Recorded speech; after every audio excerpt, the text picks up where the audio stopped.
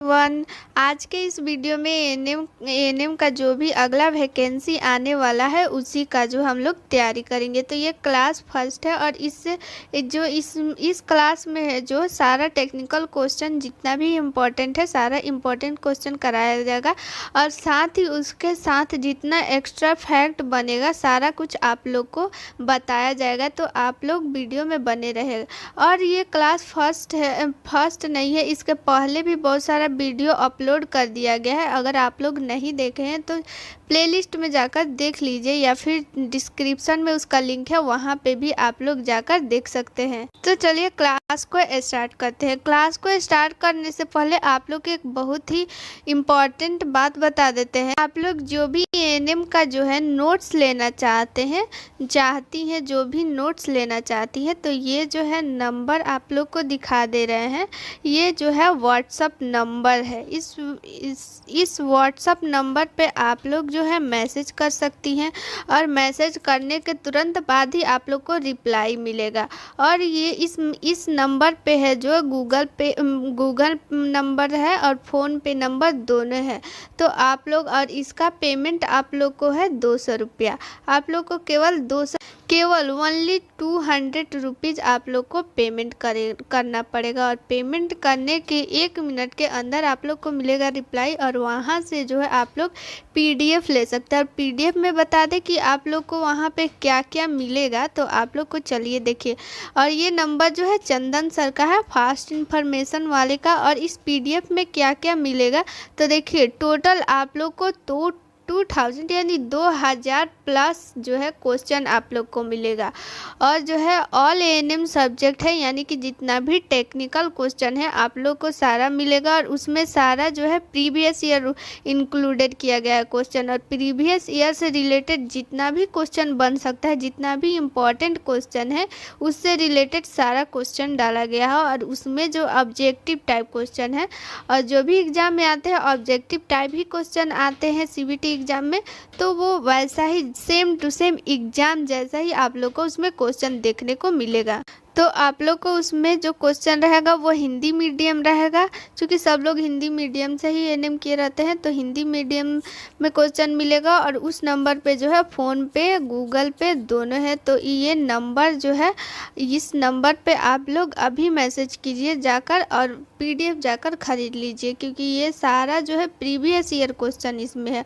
और आप लोग को 70 से 80% जो है एग्ज़ाम में प्रीवियस ईयर क्वेश्चन से ही देखने को मिलेगा। और 70 से 80% आप लोग बना लीजिएगा तो कोई आप लोग को मेरिट जो है रोक नहीं सकता है, कोई नहीं रोक सकता है। तो सोचिए आप लोग 2000 क्वेश्चन पढ़ के सिर्फ आप लोग 200 रुपया में और फिर मेरिट आप लोग पा सकती हैं।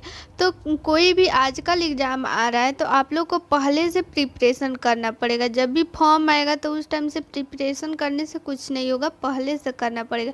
तो जाइए और पीडीएफ खरीदिए और वहाँ पे आप लोग तैयारी करना शुरू कर दीजिए। और यहाँ पे क्लास जो है स्टार्ट हो ही रहा है, तो यहाँ पे भी आप लोग क्लास को कंटिन्यू कर दीजिए। तो चलिए क्वेश्चन स्टार्ट करते हैं। तो देखिए आज हम लोग जो है फर्स्ट ऐड फर्स्ट ऐड से, यानी कि फर्स्ट ऐड मतलब प्राथमिक सहायता, यानी प्राथमिक सहायता से जितना भी क्वेश्चन बन सकता है वो आज हम लोग देखेंगे। पार्ट 1 इसमें 3-4 क्लास आएगा फर्स्ट ऐड से, आप लोग उसको देखते रहिएगा। तो सबसे पहले बात करते कि फर्स्ट ऐड आखिर किसको कहते हैं, कौन कौन दे सकता है और उसका प्रिंसिपल क्या है, यानी सिद्धांत, उसका महत्व, इम्पोर्टेंट क्या क्या हो सकता है। तो देखिए फर्स्ट ऐड क्या है इसको बताते हैं। फर्स्ट ऐड देखिए, जब भी कोई रोग होता है या फिर किसी व्यक्ति को कोई दुर्घटना होता है, कोई भी दुर्घटना घटता है, कोई भी दुर्घटना किसी चीज़ का भी हो सकता है, जैसे वो जल सकता है, चोट लग सकता है या फिर एक्सीडेंट हो सकता है रोड पे। तो देखिए उसी को रोकने के लिए जो भी उपचार किया जाता है, वो उपचार ये नहीं कि वो शिक्षित लोग ही, जैसे ट्रेंड लोग जैसे एएनएम या फिर कोई मतलब प्रोफेशन वाले नहीं, वो अशिक्षित या अशिक्षित कोई भी हो सकते हैं। अगर वो उसका उपचार कर रहे हैं, उसका रोकथाम कर रहे हैं, जो भी वहाँ पे दुर्घटना हुआ है उसको रोकने की कोशिश कर रहे हैं, तो उसी को जो है फर्स्ट ऐड कहते हैं। जैसे कि मान लीजिए कि कोई दुर्घटना होता है, वो संकटकालीन स्थिति होता है, तो उस संकटकालीन स्थिति में लोग जो है डर जाते हैं। तो वहाँ पे डरना नहीं है, बल्कि जो सिचुएशन है उस पर कंट्रोल करना है। और उस कंट्रोल को वहाँ पे कंट्रोल करने के बाद जो भी आपका नज़दीकी अस्पताल होता है वहाँ पे आप लोग को जो भी सुविधा है वहाँ पे पहुँचाना होता है। जो भी जैसे मान लीजिए कि कोई रोड पे एक्सीडेंट हो गया और उसको बहुत ब्लीडिंग हो रहा है, ब्लड उसके जो भी मतलब हाथ पैर किसी चीज़ में से भी जो है निकल रहा है, तो फर्स्ट एड वहाँ पे हम लोग का क्या हो सकता है कि वहाँ पे जो भी ब्लड का स्राव हो रहा है तो उसको हम लोग पहले उसको ब्लड को कंट्रोल करना है। अगर आप लोग फिर कंट्रोल करके और जल्द से जल्द जो भी सुविधा परिवहन का सुविधा है उसको जो भी नज़दीक का जो भी अस्पताल है वहाँ पर ले जाना। तो यही फर्स्ट एड हुआ। तो वहाँ पर जो भी हम लोग सहायता दिए तो वही हो गया प्राथमिक सहायता। बात करते हैं कि जो भी फर्स्ट एड है प्राथमिक सहायता, उसका जो है सिद्धांत क्या है, यानी कि उसका प्रिंसिपल क्या है। देखिए आप लोग को हिंदी और इंग्लिश दोनों बता रहे हैं, तो इसमें जो भी हिंदी या इंग्लिश दोनों मीडियम वाले होंगे तो उनको कोई दिक्कत नहीं होगा। तो देखिए हम बताते हैं कि इसका जो है सिद्धांत क्या है, यानी कि प्रिंसिपल क्या क्या है। तो देखिए चोट लगना, यानी मान लीजिए किसी को चोट लग गया, तो चोट लगने के बाद आप लोग का उसका प्राथमिक सहायता में आप लोग का क्या दायित्व बनता है। चोट लग गया, उससे जो है खून बहने लगा, तो सबसे पहले दायित्व ये बनता है कि खून को जो है उसको रोकना।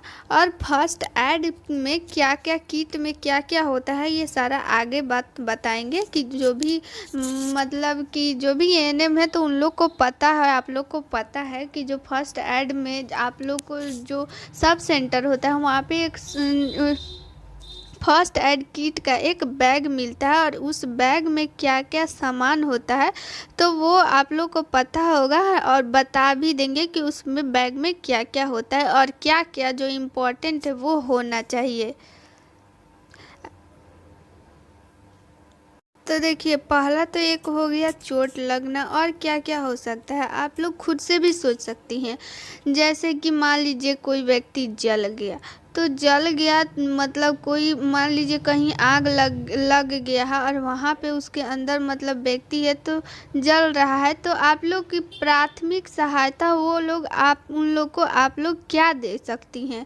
उन लोग आग पे सबसे पहले कंट्रोल कैसे किया जा सकता है और जो भी व्यक्ति उसमें जला है तो उन लोग को जो प्राथमिक सहायता देना है आप लोग क्या दे सकती हैं।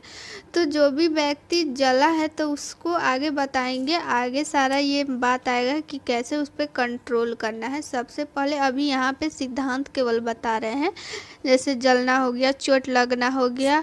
और प्राथमिक सहायता के सिद्धांत में ये भी आता है कि परिवहन का सुविधा प्रदान करना। जैसे अब मान लीजिए कि वो आदमी जल गया है तो वो प्राथमिक सहायता से तो ठीक नहीं हो सकता है ना, उसको तो अस्पताल में जाना पड़ेगा, हॉस्पिटल में जाना पड़ेगा। तो उसके लिए जो भी ट्रांसपोर्टेशन का जो भी सुविधा है उसको प्रदान करना पड़ेगा। अगला क्या हो सकता है कि मान लीजिए कि किसी को फ्रैक्चर हो गया, कोई चल रहा है, मोच आ गया, फ्रैक्चर हो गया, तो उसको क्या, तो ये भी जो है प्राथमिक सहायता आप लोग ये भी प्राथमिक सहायता में आ सकता है। कोई बेहोश हो जा रहा है, मान लीजिए अभी गर्मी का टाइम चल रहा है तो कोई बेहोश हो जा रहा है धूप के, तो आप लोग का प्राथमिक सहायता क्या दे सकती हैं। तो ओआरएस का घोल दे सकती हैं, नींबू चीनी पानी अगर वहाँ पे उपलब्ध हो सकता है तो ये चीज़। और रक्त का जो नियंत्रण है वो प्राथमिक सहायता में भी आता है। और श्वसन क्रिया को, जैसे मान लीजिए कि एक्सीडेंट हो गया या फिर कोई बेहोशी हो गया तो वहाँ पे जो भी श्वसन की क्रिया है उसको चालू रखना, सीपीआर देना, ये भी जो है फर्स्ट एड में आता है। तो आप लोग को आगे बताएंगे कि कैसे क्या करना है। तो चलिए क्वेश्चन जैसे जैसे आते जाएगा तो उसके बारे में जो है हम बताते चलेंगे। तो चलिए फर्स्ट क्वेश्चन देखते हैं। फर्स्ट क्वेश्चन ये कहता है प्राथमिक सहायता के सिद्धांत नहीं है, यानी कि इसको क्वेश्चन को ठीक से पढ़ना है।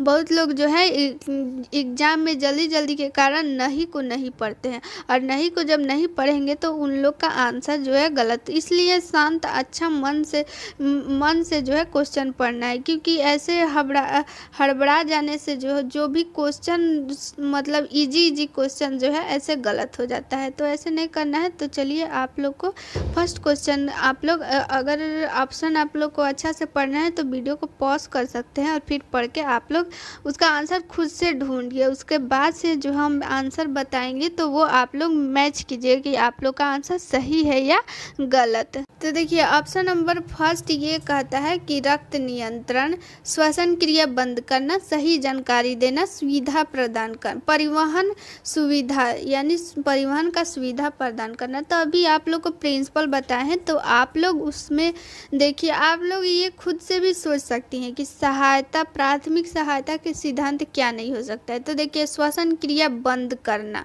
तो श्वसन क्रिया बंद करना उसका सिद्धांत है नहीं, श्वसन क्रिया चालू करना उसका सिद्धांत है। प्राथमिक सहायता क्यों दिया जाता है? उसको जो भी सिचुएशन है उस टाइम के लिए, जो भी मतलब हॉस्पिटल जाने के टाइम तक उसको कंट्रोल किया जा सकता है। जब तक कोई भी डॉक्टर नहीं आ रहे हैं तब तक जो है उस सिचुएशन को कंट्रोल किया जा सकता है।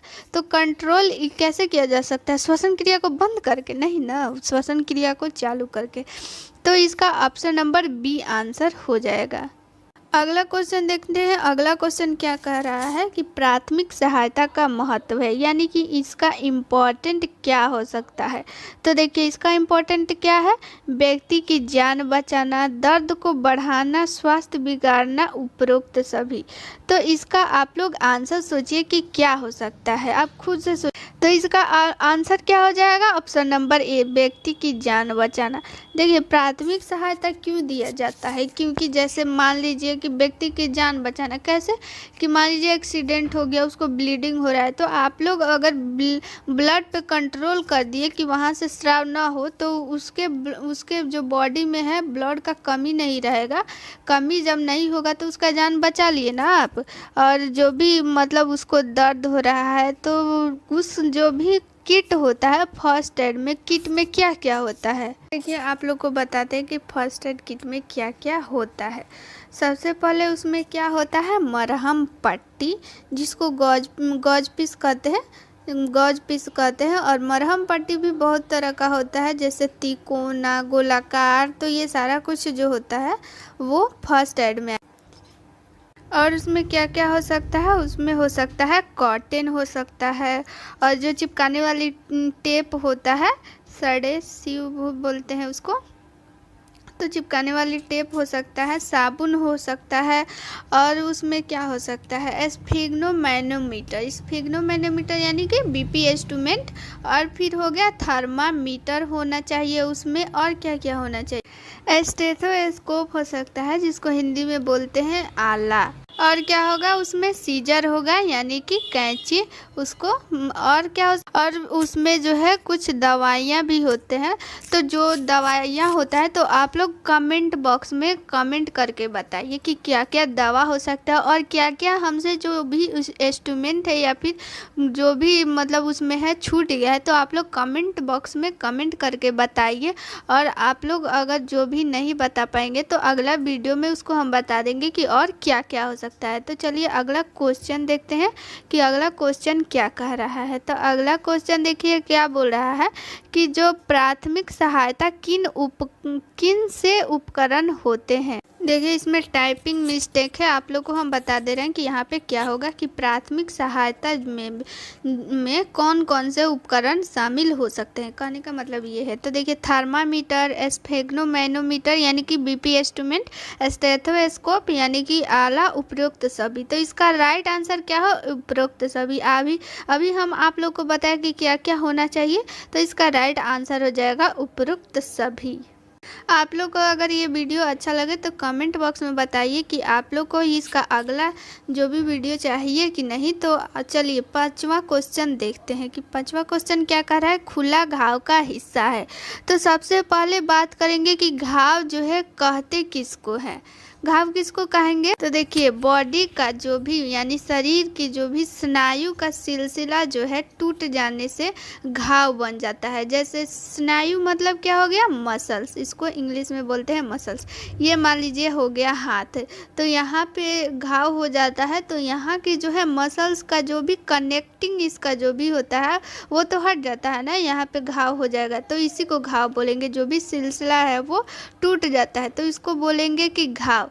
इसमें से रक्त बहता है और यहाँ पे मतलब घाव हो गया तो यहाँ से रक्त बहेगा ही, और जो भी मतलब यहाँ से रोग फैलने वाले कीटाणु बाहरी जो भी मतलब हानिकारक पदार्थ तो यहाँ से जो है मतलब पहुँच सकते हैं बॉडी में। तो इसलिए घाव को जो भी है उसको खुला नहीं छोड़ना चाहिए। तो देखिए क्वेश्चन बोल रहा है खुला घाव का हिस्सा है चीरा, घात नहीं होगा, यहाँ पे होगा घाव, गुम चोर घाव, रक्त गुद घाव, उपरोक्त सभी। तो इसका राइट आंसर आप लोग बताइए।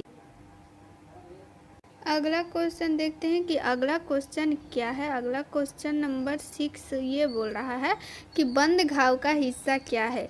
तो छत विघत घाव, छिद्र घाव, गुमचोर घाव और उपरोक्त सभी। तो इसका राइट आंसर क्या है? ऑप्शन नंबर सी, गुमचोर घाव बंद ही घाव का जो है वो हिस्सा है। बात करते हैं घाव को जो है ठीक कैसे करेंगे। तो घाव को कैसे ठीक कर सकते हैं? जो भी मान लीजिए आप लोग को ये फिंगर हो गया तो यहाँ पे मान लीजिए घाव हो गया, तो इस घाव में जो भी अगर बाहरी जो भी वस्तु हो उसको सबसे पहले निकालने का कोशिश करेंगे कि वो निकल जाए, और जो रक्त बह रहा है तो उस पर कंट्रोल करेंगे और घाव को हमेशा ढक के रखेंगे। उसको जो है बैंडेज पट्टी जो भी है उसको करके रखेंगे, ठीक है। और बॉन्डेज को जो है समय समय से उसको चेंज करते रहना चाहिए। अगला क्वेश्चन बोल रहा है कि आँख में जो बाह्य वस्तु प्रवेश करने के चिन्ह क्या हो सकते हैं। तो ये तो सब कोई अपने मन से भी सोच के बता सकता है। तो ऑप्शन नंबर ये 1 है, आँख में पानी गिरना, आँख लाल होना, आँख में दर्द होना, उपरोक्त सभी। तो देखिए ऑप्शन नंबर इसका right answer option number D हो जाएगा। आप लोग खुद सोचिए कि जब भी आँख होता है और आप लोग के आँख में कोई भी मतलब कोई भी धूल मिट्टी कुछ भी पड़ सकता है, वो बाह्य वस्तु ना हुआ, धूल मिट्टी कुछ भी पड़ गया तो क्या हो जाता है? तो उस आँख में जो भी मतलब वो खुजलाने लगता है, आँख से पानी गिरने लगता है, और फिर जब खुजलाएंगे तो आँख रेड हो जाता है और आँख में दर्द भी होने लगता है। ये सारा कुछ आप लोग के साथ होता है, तो आप लोग सोच के इसका आंसर दे सकते हैं। अगला क्वेश्चन क्या बोल रहा है कि जलने की श्रेणी है, यानी कि जलने की सीरीज है वो क्या क्या है। तो प्रथम, द्वितीय, तृतीय और उपरोक्त सभी। तो इसका राइट आंसर है उपरोक्त सभी। देखिए सबसे पहले बात करते हैं, मान लीजिए कहीं आग लग गया तो उस आग पे आप लोग कंट्रोल क्या कीजिएगा। आप लोग का जो फर्स्ट ऐड है सबसे पहले क्या होना चाहिए। तो जो भी मतलब आग लग गया तो उसको आप लोग कैसे बुझाइएगा। तो उसको बुझाने के लिए आप लोग उसमें आप लोग को क्या डालना पड़ेगा, बालू डालना पड़ेगा। जो भी आदमी अगर उसमें है तो उसको जो है कंबल ओढ़ाना होता है, उसको कंबल ओढ़ाइए ताकि वो जो है आग बुझ जाएगा। तो उसमें अगर आग में जो है कभी भी जो है पानी नहीं फेंकना चाहिए भूल कर भी, और वो अगर पानी जाएगा तो जल्दी से आग पे कंट्रोल नहीं हो पाएगा। अगला क्वेश्चन देखते हैं। 9 नंबर क्वेश्चन क्या कर रहा है, जलने के कारण है। जलने के कारण क्या क्या हो सकता है, यानी कि जलने का कारण बताना है कि किस कारण से जल सकते हैं। तो सूखी उष्मा, रासायनिक के कारण, और ऑप्शन नंबर सी है विद्युतीय, और चौथा है उपरोक्त सभी। तो इसका राइट आंसर उपरोक्त सभी, यानी आप लोग इलेक्ट्रिसिटी से भी जल सकते हैं, और रसायन यानी कि बहुत सारा केमिकल है जो आप लोग को हाथ जला सकता है, और ऊष्मा से भी हाथ जलता ही है, ऊष्मा तो सबसे ज़्यादा जलाएगा। तो चलिए अगला क्वेश्चन अगला क्वेश्चन क्या बोल रहा है कि उदर का जलना किन प्रतिशत यानी यहाँ टाइपिंग मिस्टेक है, कितना प्रतिशत माना जाएगा। उधर यानी कि स्टोमक पेट, यानी कि मान लीजिए कि ये आदमी कोई हो गया और ये उसका हो गया पेट और इसका पैर हो गया, तो यानी कि उसका उधर जल गया। तो मान लीजिए कि जो भी मतलब इलाज कराने के लिए आता है तो उसमें सारा कुछ मेंटेन करना रहता है। तो मान लीजिए उसका पेट जला है तो वो कितना परसेंटेज माना जाता है कि कितना परसेंटेज, कितना प्रतिशत आदमी वो जल गया है। तो इसका आप लोग ऑप्शन नंबर 1 है 9%, 12%, 15%, तो 18%। आंसर क्या हो जाएगा, ऑप्शन नंबर ए। तो आगे देखेंगे कि क्या चीज़ क्या जलता है तो कितना परसेंट माना जाता है। तो देखिए फर्स्ट एड से जो भी क्वेश्चन पूछता है वो इजी ही पूछता है, वो आप लोग या फिर कोई भी अपने दिमाग से सोच के आंसर दे सकता है। अगर उसको हार्ड करना होगा तो इसी तरह का क्वेश्चन करेगा। तो अगले वीडियो में और ये इसके आगे करेंगे। तो इससे पहले आप लोग को एक इम्पॉर्टेंट चीज़ बता देते हैं। इधर घाव वाला एक क्वेश्चन था, घाव के कितना प्रकार का कैसे क्या होता है, तो इसको हम बता देते हैं। देखिए घाव का मेनली अगर कोई पूछे कि कितना प्रकार का होता है तो घाव का कोई टाइप नहीं होता है, बहुत मतलब प्रकार का हो सकता है। अगर मेन इम्पॉर्टेंट बात करेंगे तो मेन इम्पॉर्टेंट 4 होता है, उसको हम बता देते हैं कि क्या क्या होता है। देखिए अगर फर्स्ट बात करें कटे घाव, मतलब घाव का ये भी एक टाइप है कटा घाव, कि कटा घाव हो सकता है। और दूसरा क्या हो सकता है, चिथरे घाव। सबका हम जो भी हम बता रहे हैं उसको आगे जो है इमेज के द्वारा बताएंगे कि क्या क्या चीज़ को कैसे क्या चिथरे घाव कहते हैं। और फिर तीसरा हो गया कुचले घाव, चौथा क्या हो गया कुचले घाव, और ये तीसरा हो गया, और चौथा हो गया छीदे घाव। तो देखिए आप लोग अगर फर्स्ट बात करते हैं कि कटे घाव, किसको मानेंगे कि वो कटा घाव है। तो देखिए ये जो है आप लोग का ये कटा घाव का एग्जाम्पल है। जैसे मान लीजिए कि कोई भी तेज छुरी या फिर ब्लेड हो गया, उसके द्वारा मतलब रक्त वाहिका जो भी होता है वो मतलब इसके अंदर जो भी ब्लड हो, स्किन के ऊपर ही थोड़ा थोड़ा केवल जो भी एपिथेलियम होता है वो केवल कट जाता है, ऊपर का केवल ऐसे ऐसे ये हल्का हल्का ऐसे दिख रहा है। ये जो है कटा घाव का उदाहरण है। आगे अगर बात करेंगे कि चिथरे घाव किसे कहते हैं, चिथरे घाव उसको कहेंगे कि जो मान लीजिए कि कोई भी मान लीजिए कोई भारी मशीन है, उस मशीन के द्वारा जो भी मतलब आप लोग को अगर घाव हो जाता है तो वो जो है चिथरे घाव, यानी कि वहाँ पर जो भी मांसपेशियाँ होगा वो उसका चिथरा बोलता है ना, चिथरा उड़ गया, तो उसी टाइप का। और तीसरा क्या बताए थे, तीसरा आप लोग को बताए थे कुचले घाव।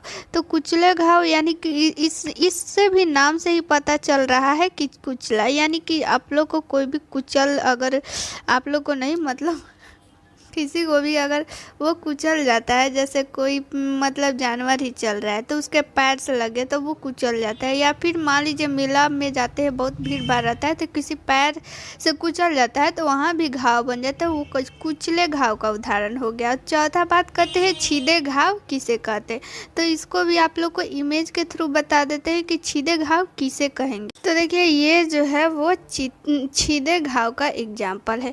छीदे घाव किसको कहेंगे, जो भी तेज चाकू मतलब धारदार चीज़ से आप लोग को मतलब आप लोग को नहीं, बार बार बोल दे रहे हैं, धारेदार चाकू हो सकता है या फिर कोई भी हथियार हो सकता है तो उससे लग जाए। और ये जो भी छीदे घाव होता है, ये जो घाव होता है वो गहरा घाव होता है। देखिए ये भी जो भी एग्जाम्पल है वो छीदे घाव का ही एग्जाम्पल है। तो अगर मान लीजिए कि किसी का हाथ कट जाए तो वहाँ पे हम लोग का प्राथमिक जो भी उपचार है वो क्या हो सकता है।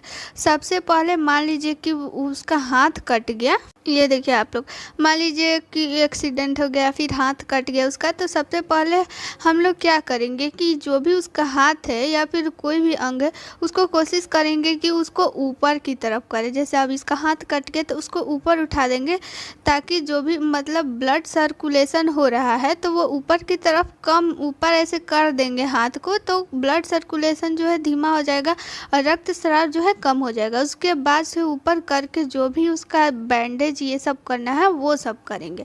तो चलिए आज के लिए इतना ही, और आप लोग को वीडियो अच्छा लगे तो वीडियो को लाइक कर दीजिएगा, और अगला पार्ट आप लोग को कल मिल जाएगा। तो मिलते हैं नेक्स्ट वीडियो में। Thank you.